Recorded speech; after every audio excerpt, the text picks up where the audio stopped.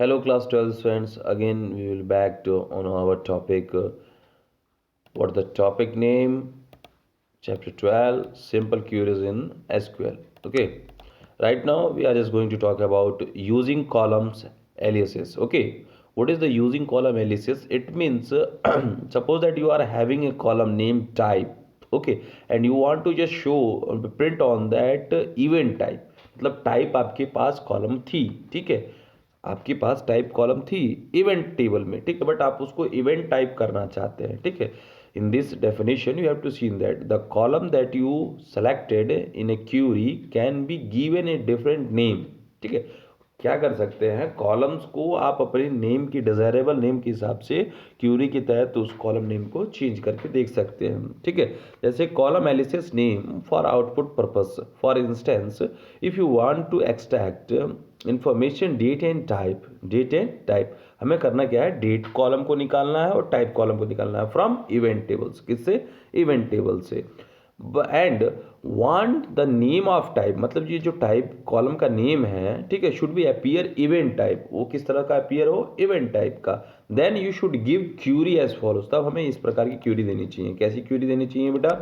First हमें लिखना चाहिए सेलेक्ट, ठीक है, फिर डेट को तो चेंज नहीं करना है, ठीक है, comma, type as event types. Type को देखो स्ट्रिंग में देना पड़ता है, टाइप को किस में देखना चाहिए हमें? इवेंट टाइप में, ठीक है. और ये फ्रॉम इवेंट, इवेंट तो अपनी टेबल नेम है ही है. फिर यहाँ पर आपका semicolon and then press enter.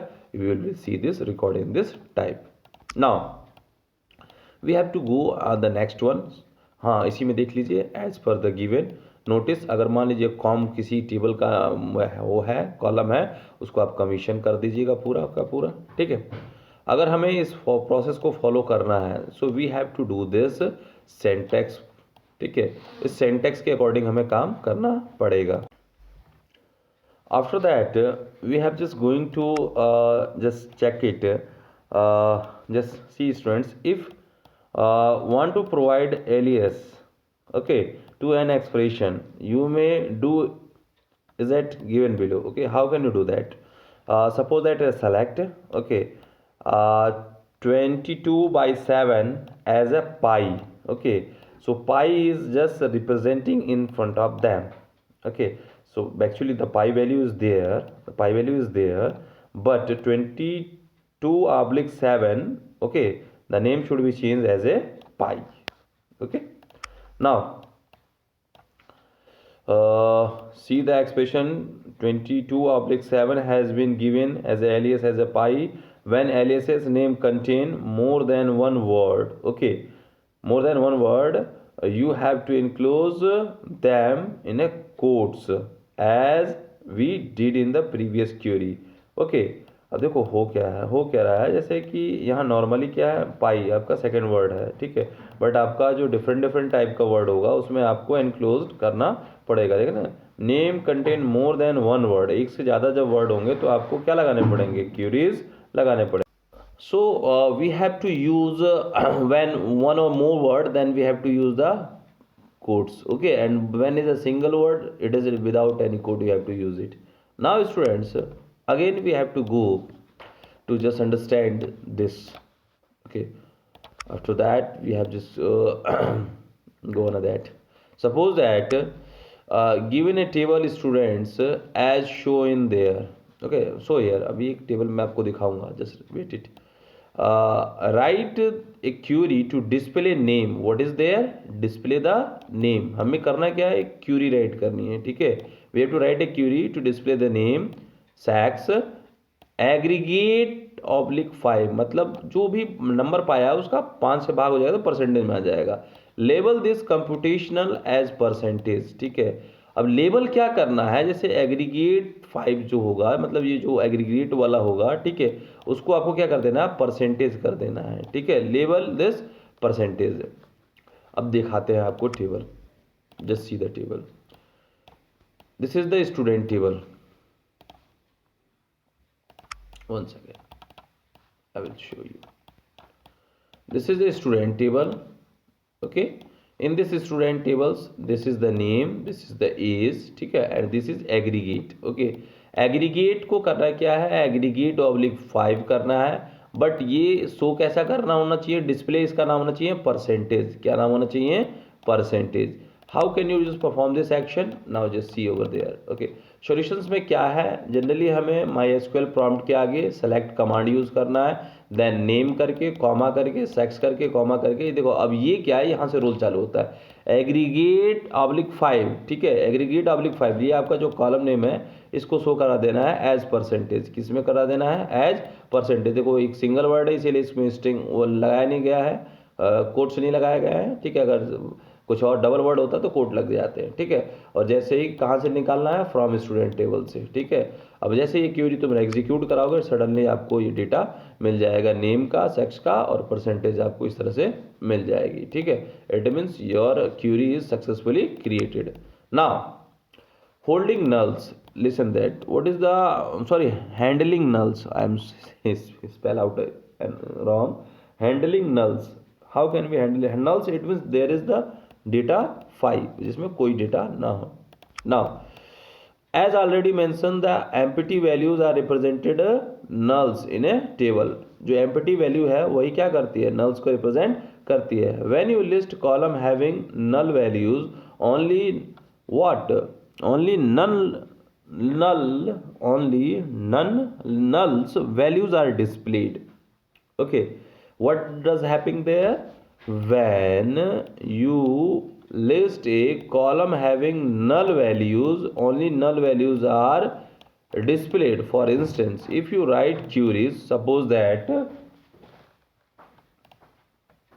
if you write queries like that, select name column, birth column and death column, ठीक है, from pet, so it will be shown on this type। okay, but what does the happen over there, if we provide a result as shown in the below, then what does happen over there, check it। okay, here is either you have to write in this, okay, name, birth और death, ये दोनों के तीनों columns कहाँ से देखने हैं, पेट से देखने हैं। then see the null values appears nulls।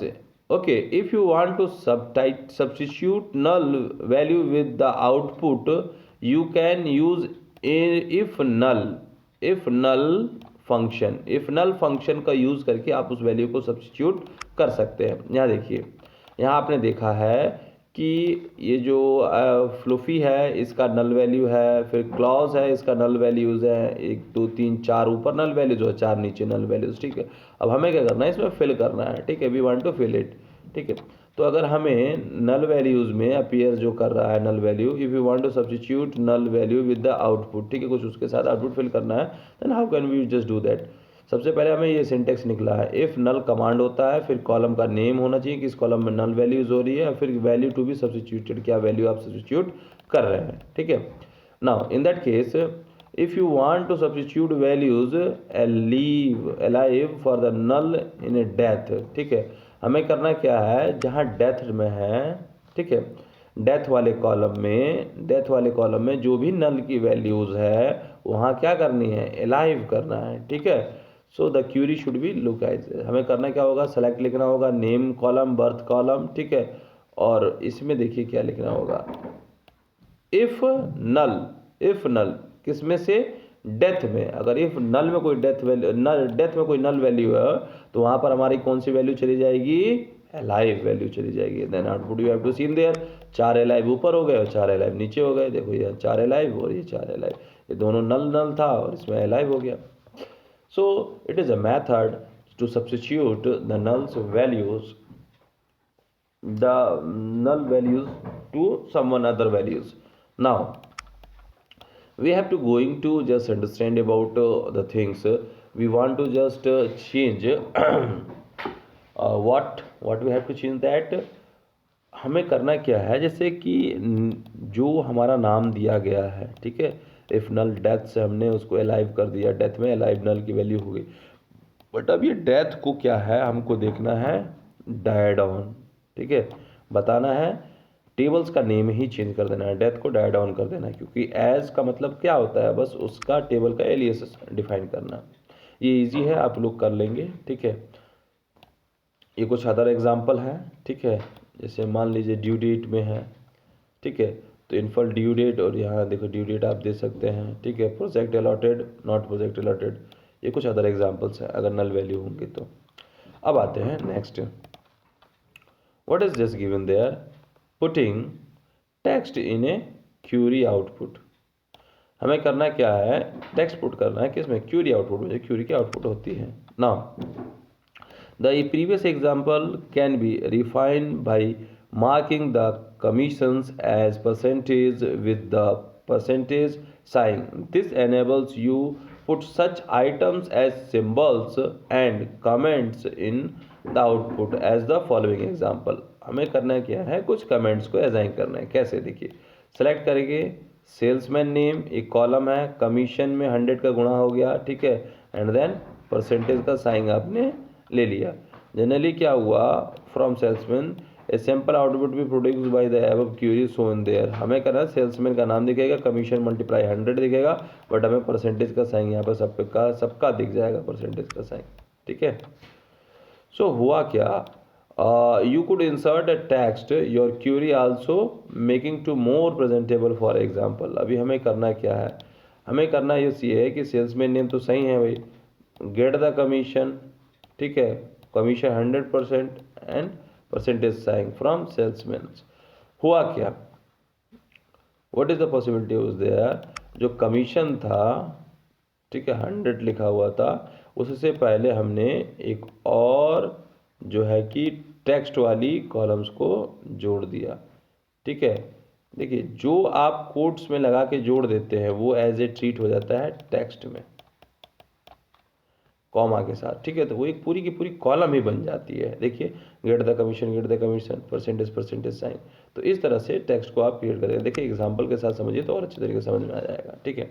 अगला क्वेश्चन देखिए, ठीक है, क्वेश्चन क्या कह रहा है, क्वेश्चन कह रहा है create a query to produce, is display in the following format में डिस्प्ले करना है। जैसे स्टूडेंट नेम, ठीक है, obtain aggregate marks and has aggregate percentage, इस तरह से वो पूरी लाइन प्रेजेंट होनी चाहिए, ठीक है। तो स्टूडेंट नेम, इसका सॉल्यूशन देख लीजिए, सेलेक्ट नेम कर लीजिए पहले, तो स्टूडेंट्स का नेम हो जाएगा। अब ऑब्टेंड, देखिए यहाँ लिख रहा है ना कि ऑब्टेंड, ये आपकी कॉलम है, देखिए मैं दिखा रहा हूँ, समझ जाइए क्या है इसमें, क्या क्या है क्या क्या नहीं है। देखिए ये जो है कि ये आपका कॉलम है, ये भी एक कॉलम है और ये भी एक कॉलम है, बट ये क्या है, टेक्स्ट वाली कॉलम्स है जो आपको लगानी है। तो बस आपको करना क्या है, बस यहाँ कोट्स लगा दीजिएगा, कॉमा सेपरेशन के साथ कोट्स लगा दीजिएगा, सिंपल प्रोसेस। देखिए फ्रॉम नेम ऑब्टेन को कोर्स में, एग्रीगेट मार्क्स को कोर्स में, क्योंकि ये डिफाइन नहीं होता है ना, आप कोर्स लगा के डिफाइन कर देंगे तो एक टेक्स्ट कॉलम में हो जाएगा। So today students till this here we have to understand, tomorrow we will again come back on the SQL and just understand it. Thank you.